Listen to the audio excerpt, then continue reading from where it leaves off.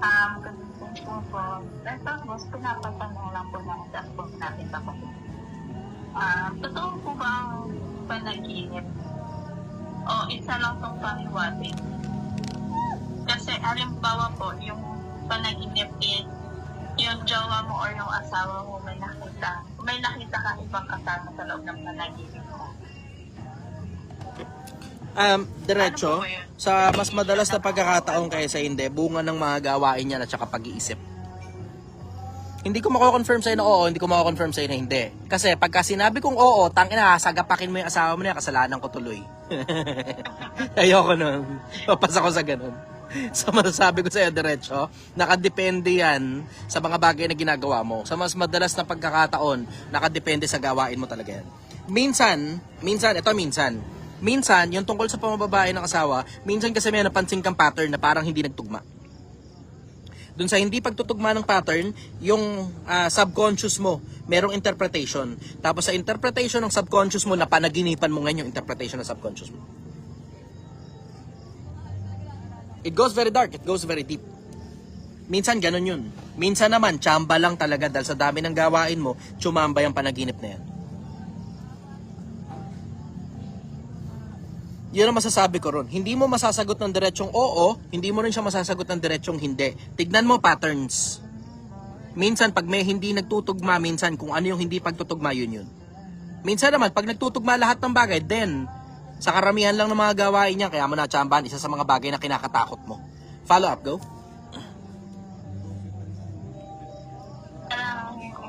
Diba? Kung ano yung parang nagiging multo mo yung nakikita mo sa panaginip, parang gano'n po. Kung ano lang sinakasubutan mo, kaya mo napapanaginipan, kaya pumapasok sa'yo.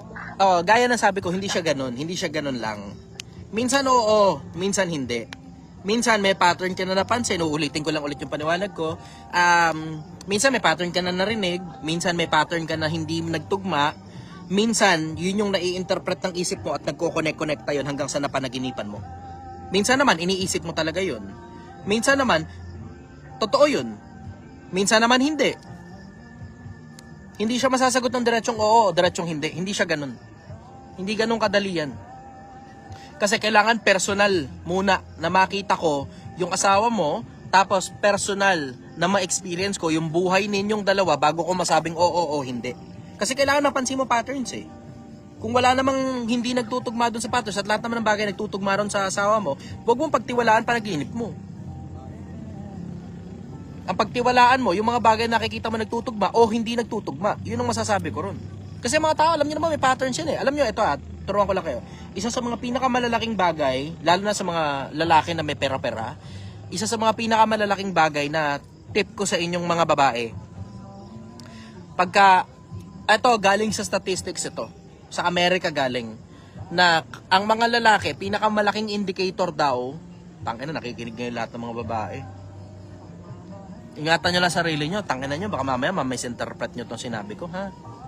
Pero isa sa mga pinakamalalaking tip ko sa inyo, sabi ng statistics, ang isa sa mga pinakamalalaking indicator daw na nambababae yung lalaki kapag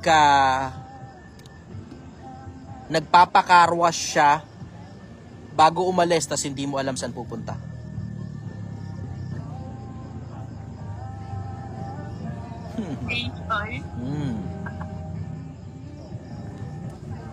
Papakarwash bago umalis tas hindi mo alam saan pupunta. Lalo na kapag regular. Pagka regular. Follow up, go.